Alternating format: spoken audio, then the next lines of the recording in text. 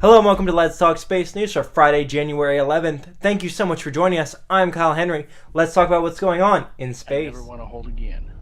Falcon Heavy is in startup. Go Atlas. Go Centaur. Status check. Go Delta. 5, 4, 3. Ignition.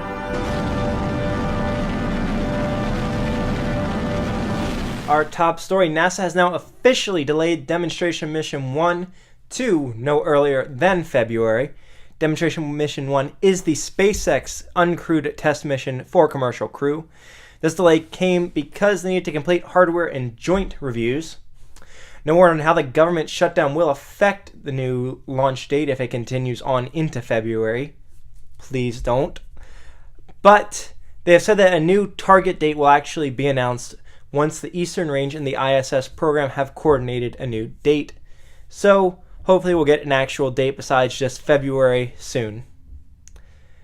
And sticking with Dragon, the Dragon CRS-16 capsule's return has been delayed. It was supposed to return Thursday during the day, but they ended up calling that off due to weather. It is now set to return Sunday night, and if it does return Sunday night, this will be the first night landing of a Dragon capsule. So good luck to SpaceX and NASA as they release Dragon. And TESS, the planet hunting satellite that was launched by SpaceX last year, has found its third planet. It's been operating for about 3 months. Now, the planet that is found was 52 light years away and is in the constellation Reticulum. And the planet is about 3 times the size of Earth. So congrats to the TESS team. Over to SLS news. The first SLS motor has been completed by Northrop Grumman. This is the final SLS motor has been completed by Northrop Grumman for the Exploration 1 mission. So these are the boosters that will be used on Exploration Mission 1. It will be stored. The boosters will be stored at Promontory, Utah, at the Northrop Grumman facility there until they are ready to ship to Kennedy. Right now, SLS is scheduled for its first launch in June of 2020. However, it's SLS and will probably almost definitely slip.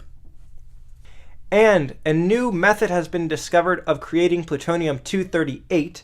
This method was discovered by the Oak Ridge National Lab, and the discovery basically automates the process in making this, and will switch. And basically, by automating it, they will be able to make 400 grams of Plutonium-238 instead of 50.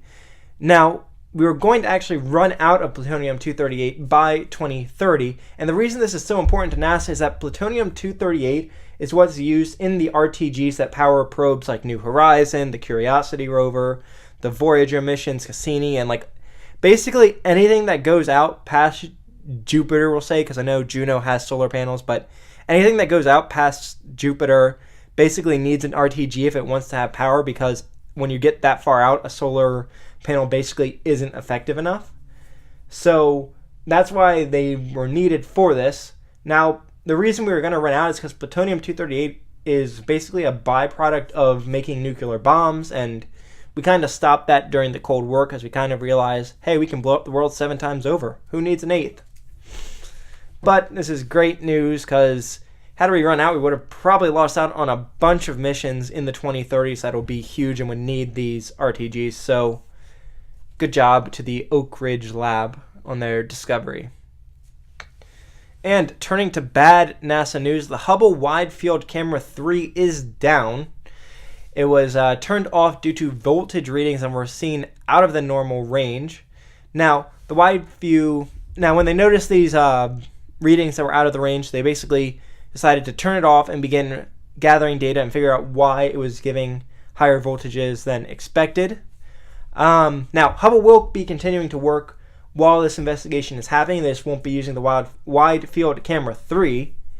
And the Wide Field Camera 3 was installed in 2009, so it's not even that old relative to the rest of the telescope. So hopefully this is something that can be fixed really easily. I know Hubble was down back in November for issues, so hopefully we can just get this camera back up and running really quick. And for those wondering, the government shutdown will have no effect on this because Hubble is seen as a crucial mission, has been funded already. So yeah, hopefully we can fix this up. But Stratolaunch did a test of their big giant plane. I forget what it's called. And during this test, it went 110 knots or 136 miles per hour without taking off. This was just a taxi test. Virgin Orbit did one of these a few months back, and it was basically right before they did captive carry, but I don't think Stratolaunch is at the point where they would be doing captive carry tests and stuff. So, but yeah, it's kind of a cool, like, the plane's huge. I think it's the biggest plane in the world now, and it's just really interesting to see flying and moving around.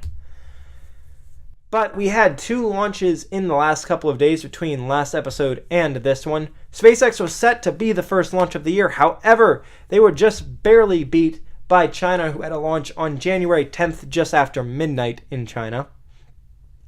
And this was a Long March 3B and carried the China 2D satellite for the China National Space Agency to a geostationary transfer orbit. So congratulations to China on opening the year for launches. Good job, guys. But then this morning, SpaceX had their first launch of the year and the final Iridium launch that they will be launching, unless, of course, they decide to upgrade the Iridium satellites in a few years and SpaceX gets that contract, in which case this might not be the last one. But this was the final Iridium Next launch, and it successfully deployed 10 out of 10 satellites, but more importantly, now all 75 satellites in Iridium's new constellation are in orbit and are being used. So hands off to Iridium. They really did a great job with this, and to SpaceX as well. But for those wondering, the booster successfully landed on Just Read the Instructions, and there was no fairing recovery on this because they didn't have the recovery systems installed on the fairings. So yeah, congrats to SpaceX, congrats to China on their successes. And unfortunately, there are no scheduled launches between this episode and next. The Delta IV Heavy launch that is sitting on the ground and has been sitting on the ground for the last month could in theory launch, but there's no publicly known launch date for that yet. So right now there aren't any launches. But I'm Kyle Henry. Thank you so much for watching. We post newscasts like this every Tuesday and Friday. So if you enjoyed, hit the like and subscribe button and ring the notification bell so you can stay up to date on what's going on in space. We also post the sources for today's stories in the description down below so you can check our facts. And if something doesn't seem right, let us know. We strive for 100% accuracy in our coverage. Thank you so much for joining us. Goodbye.